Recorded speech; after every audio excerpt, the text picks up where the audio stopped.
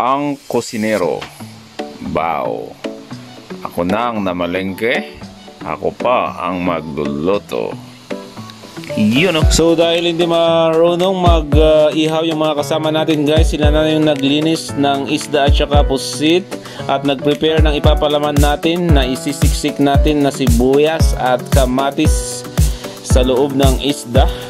Habang ang mga pamangkin natin yung nag-video sa atin guys, habang nakikinig sa mga sermon natin, sinasabi rin natin yung mga procedure at ingredients at iba pang kailangan at kung paano mag-ihaw para matuto naman sila para sa susunod sila naman ang magluluto. Yan o.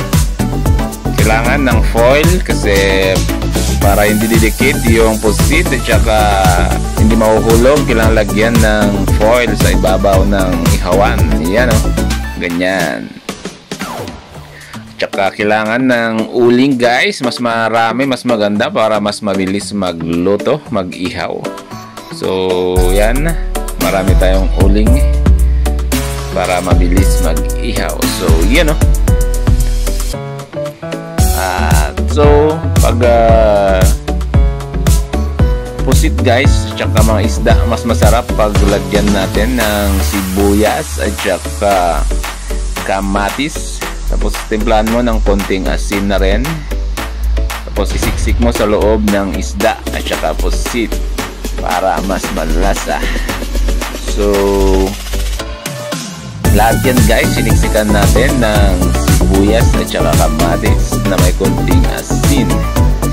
So at habang nag-ihaw tayo guys, pinaprepare ko na si ate ng sausawan natin na pinahiwa ko ng maraming sibuyas at saka kamatis. Tapos may konting kalamansi at saka sili. Tapos konting suka. Yung isang sausawan guys, kasi mahilig tayo sa bagoong yung tinimpla sa isang sausawan. Tsaka yung iba, yung isa at tsaka ay soy toyo. Yung iba ayaw nila ng bagoong guys. So yan o, ang bilis guys, naluto na. So